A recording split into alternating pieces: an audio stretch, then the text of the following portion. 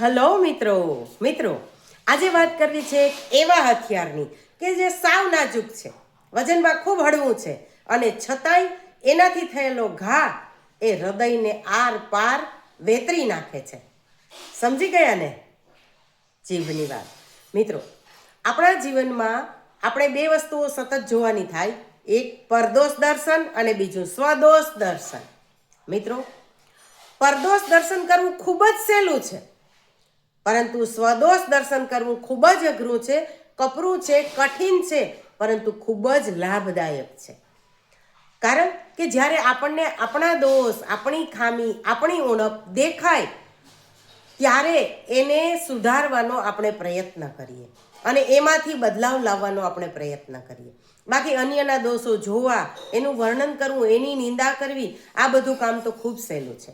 આપણે આપણા પરિવારમાં જોઈએ છે ને, કથા પણ આપણી, વ્યથા પણ આપણી, અવસ્થા આપણી અને વ્યવસ્થા આપણી. એ વાતમાં આપણે જોઈએ છીએ કે ઘણી વખત ઘરમાં કેવું બને કે સાસુ કે હું ક્યારેય ખોટી હોતી નથી, જ્યારે વહુ કહે મારો તો વાંક ક્યારેય હોતો જ નથી, જ્યારે દીકરીની માં કહે મારી વાત હંમેશા સાચી હોય છે. આવી તો કંઈ કેટલી દલીલો આપણે સાંભળી છે. દરેક વ્યક્તિ એવું કહે મારો કોઈ વાંક નથી, મારી કોઈ જવાબદારી નથી. આમ બધા જ પોતપોતાની જવાબદારીમાંથી છટકી જાય. હવે જ્યારે મને એવું લાગે કે મારો વાંક જ નથી, એટલે મારામાં બદલ લાવવો, સુધારો લાવવો, એવું તો હું કંઈક કામ કરું જ નહીં મિત્રો.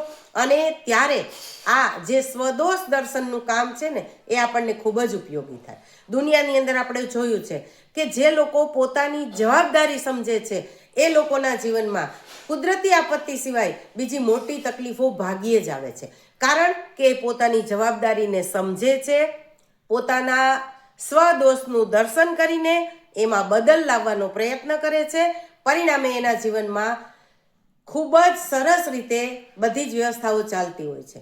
જ્યારે આપણે દરેક વખતે બીજાનો દોષ છે, બીજાનો વાંક છે અને આ અન્યનો દોષ જોવાની ટેવથી આપણી દ્રષ્ટિ એવી થઈ જાય છે, આપણી મનસ્થિતિ એવી થઈ જાય છે કે આપણને હંમેશા એવું જ લાગે કે હું તો દર વખતે સાચી જ હોઉં કે સાચો જ હોઉં, મારો તો દોષ હોતો જ નથી.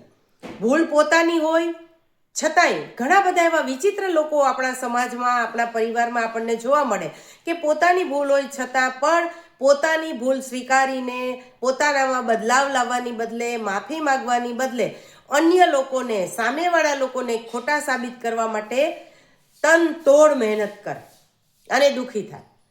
તો મિત્રો, આપણા પરિવારની અંદર પણ જ્યારે દરેક વ્યક્તિ એવું કહેશે મારો તો વાંક જ નથી, હું તો ખોટી જ નથી, હું તો હંમેશા સાચી જ હોઉં છું, તો પછી આપણા પરિવારમાં આટલી બધી તકલીફો આવે છે ક્યાંથી?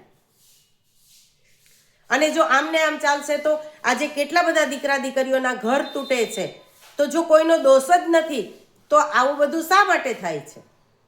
મિત્રો, એક આપણા કરતાં 30 વર્ષ નાની દીકરી આપણા ઘરમાં આવે છે, આપણે સતત એની સાથે આપણી સરખામણી કરીએ, આપણે એના દોષ કાઢી કાઢીને એને બતાવતા જ રહીએ.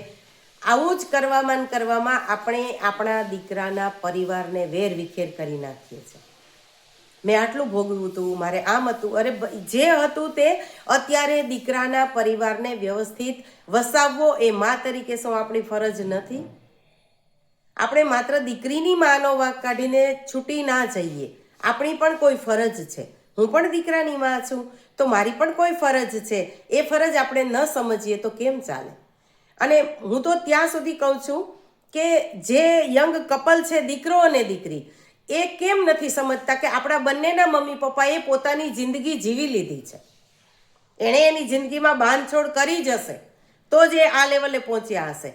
અને આજે એ બંને લોકોના, એ બંને કપલના અહમના ટકરાવને લીધે આપણે આપણી જિંદગી શા માટે વેરવિખેર કરવી જોઈએ? શા માટે એ લોકોના અહમને પોષણ આપી અને આપણે આપણું દાંપત્ય જીવન છે એને ખરાબે ચડાવી દેવું જોઈએ?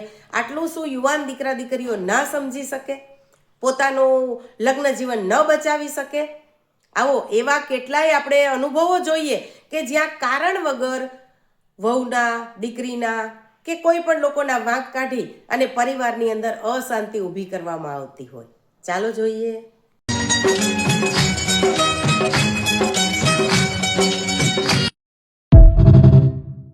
मेरे बेटे ने मुझसे पूछा कि अगर आपकी बहू आ गई तो उसको सुबह कितने बजे उठना चाहिए।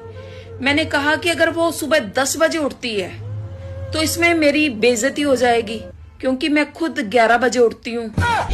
उसे कम से कम 12 बजे उठना चाहिए, ताकि मैं उसको ताने मार सकूं कि तुम्हारी माँ ने तुम्हें इतना लेट उठना सिखाया है। મિત્રો હવે શું કરવાનું?